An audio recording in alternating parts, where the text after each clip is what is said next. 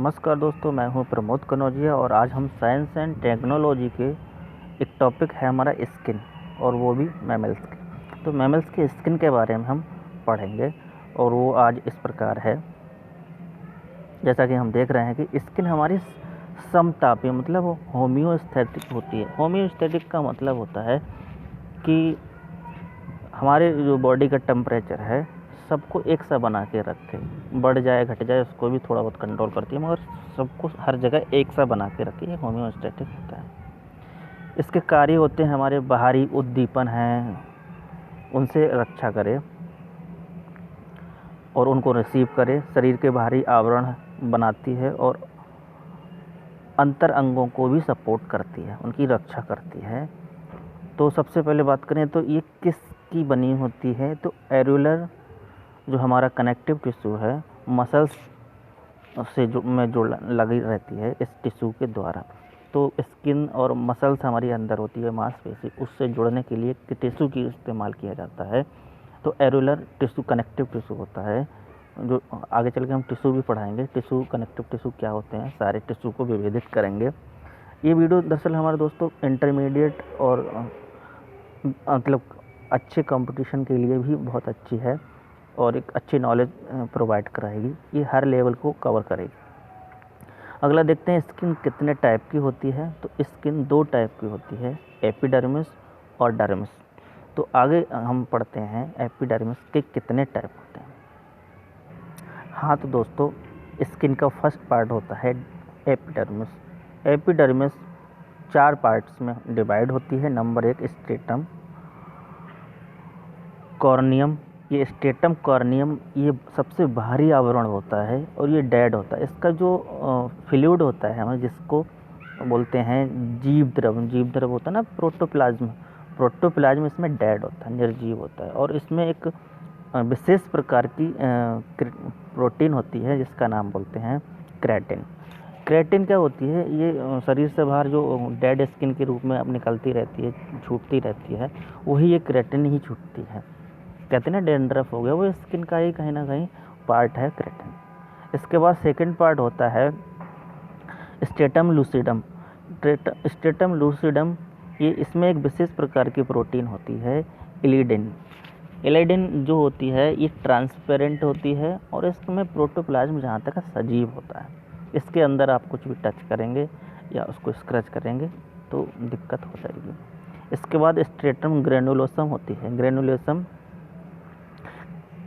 कैरोटोहाइलिन, इसमें protein present होती है और ये भी गोलाकार होती है। बाद में ये फ्लैटेड होती चली जाती है, क्योंकि स्ट्रेटम लूसिडम जो फ्लैटेड होती है इसकी चपटी होती हैं सेल्स, और आगे बढ़ के ये गोल से फिर लूसिडम में जब चेंज होती है तो जाके ये कैसे हो जाती है, चपटी हो जाती है। स्ट्रेटम जर्मिनेटिव होती है, इसको मालफिगी भी बोलते हैं। यही सबसे मेन होती है, इसी से सारी स्किन आगे चल के जर्मिनेट होती है, मतलब इसमें ही जनरेशन बनती है, अंडाकार हो जाती है, फिर गोलाकार हो जाती है, फिर ऐसे करके आगे खिसकती चली जाती है।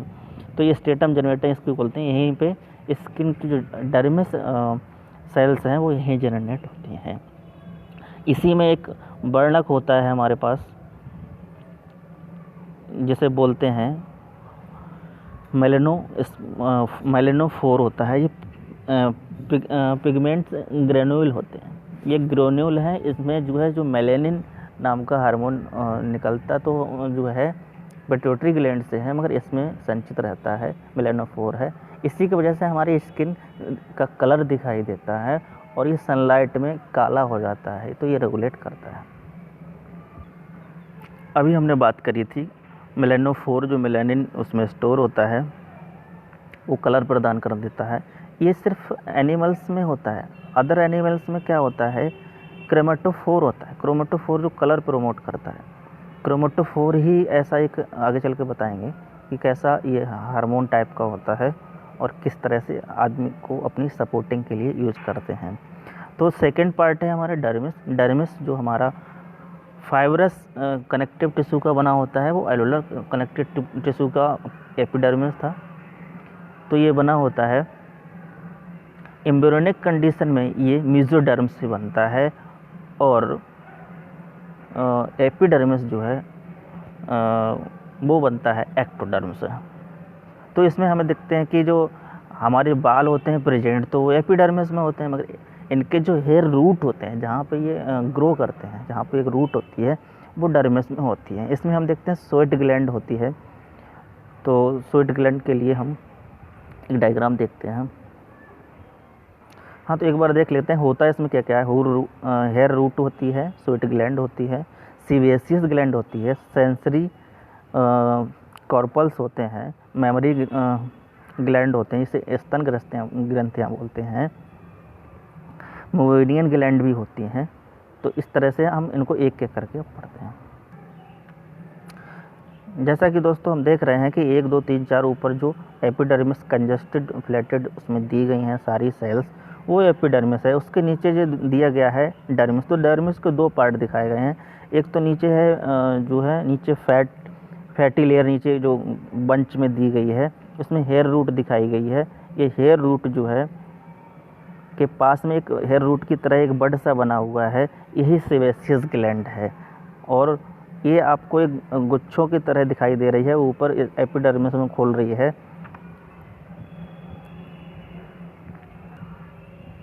ये वाली जो है स्वेट ग्लैंड कहलाती है, जो ऊपर जाके खुल रही है। और ये जैसे ही गर्मी टेम्परेचर बढ़ता है तो सिकुड़ जाती है और अंदर से ये पसीना बाहर निकलता है, स्वेटिंग करके ये रेगुलेट करती है शरीर के टेम्परेचर को।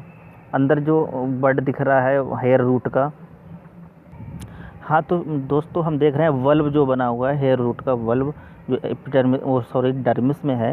इस डर्म के चारों ये जो सीरीज में लाइन से जो सेल्स सटी हुई लगी हैं उसे हेयर फॉलिकल बोलते हैं। जो बाल की रूट के चारों ओर एक स्किन का लेयर है उसे हेयर फॉलिकल बोलते हैं, और पूरे इसको वर्ड बोलते हैं। और हेयर रूट भी अंदर होती है। तो इसमें फ़र्क आपको समझने को मिल गया होगा। आगे बढ़ते हैं। इसके बाद हम बताते हैं दोस्तों आपके लिए, इसके बाद आती है हमारी मेमोरी ग्लैंड। मेमोरी ग्लैंड जो स्तन ग्लैंड कहलाती हैं, और ये अंदर जो है कई सारे गुच्छों में ट्यूब में आकर कई सारी ट्यूब में निपल में आके खुलती हैं, ये मेमोरी ग्लैंड होती हैं। और ये जो हमारी मियन जो ग्लैंड होती हैं ये हमारी कार्निया के ऊपर जो ऑयल छोड़ती हैं, ठीक है, ये ऑयलिंग करती है हमारी आँख के अंदर, ये मियन ग्लैंड होती हैं। और ये मोटिवेट होती हैं सेबेसियस ग्लैंड की। सेबेसियस ग्लैंड का भी काम यही है कि रूट फॉलिकल में अंदर जाके तेल उड़ेलना, एक ऑयल बनाती हैं जिससे स्किन में अंदर इन्फेक्शन वगैरह को रोकती हैं। एक होता है पीनियल ग्लैंड होती हैं। पीनियल ग्लैंड हमारे एनस के आसपास होती हैं, ये भी गंध निकालती हैं। और इसी में कहते नहीं मैन स्प्रे है या मैन परफ्यूम है, वुमेन परफ्यूम है, तो उसमें फेरोमोन पाए जाते हैं। फेरोमोन ही हमारी जो गंध निकालते हैं, जो एक अट्रैक्ट करती है, सेक्स अट्रैक्शन होता है, इसीलिए कि इस्तेमाल होता है। अब देखते हैं फंक्शन शरीर की रक्षा करता है, बाहरी चोट से, शत्रु से, जल से अधिकता वाष्पन न हो जाए, हानिकारक बैक्टीरिया से सुरक्षा करते हैं। और शरीर के ताप नियंत्रण में काम आते हैं। उद्दीपन ग्रहण करते हैं, हमको टच करता है वो रिसीव करते हैं, और ब्रेन तक भेजना इनका काम है किसी नर्व के द्वारा। और लचीलेपन के कारण हम लोकोमोशन करते हैं। अब मोशन अलग होता है, लोकोमोशन अलग होता है। तो लोकोमोशन स्किन की लचीलेपन के कारण होता है। बॉडी शेप मिलता है। विटामिन डी उत्पादन जो है सन से जो करता है वो स्किन का ही काम है। खाद्य संग्रहण, भोजन स्टोरेज करता है। हम जो मोटापा हम पे बढ़ता है, फैट जो नीचे वाली लेयर थी डर्मिस की, वो लेयर जो फैट की बन जाती है वो यहीं पे आके जमती है, कहाँ, डर्मिस में। तो वो भी एक हम बहुत ज़्यादा खाना खा लेते हैं तो शरीर को मोटापा बढ़ने लगता है, फैट में स्टोर कर देता है, वही खाद्य संग्रहण कहलाता है। लैंगिक आकर्षण वही फेरोमोन्स के द्वारा, कौन सी, पीनियल ग्लैंड के द्वारा करता है। त्वचा में रंग प्रोवाइड करना भी इसका ही काम है। तो धन्यवाद दोस्तों। आई होप आपको डर्मिस, एपिडर्मिस और उसके 4 पार्ट्स और ये सब आपको बहुत अच्छे से समझ आया होगा। तो इस वीडियो में इसी तरह आपको अगली वीडियो में टिश्यू की ब्रांच, टिश्यू बहुत टफ होते हैं, टिश्यू समझ नहीं आते हैं, हम आपको चुटकियों में टिश्यू को अच्छे से लर्न कराएंगे। ये वीडियो हर क्लास के लिए है, सबके लिए है, ऐसा नहीं है कि बहुत आईएएस के लिए है। हाँ, एक जनरल स्टडी आपको पता होनी चाहिए ताकि आप आईएएस में और सब में इसको स्कोर कर सकें। तो धन्यवाद दोस्तों, आज आपकी वीडियो यहीं तक रहेगी।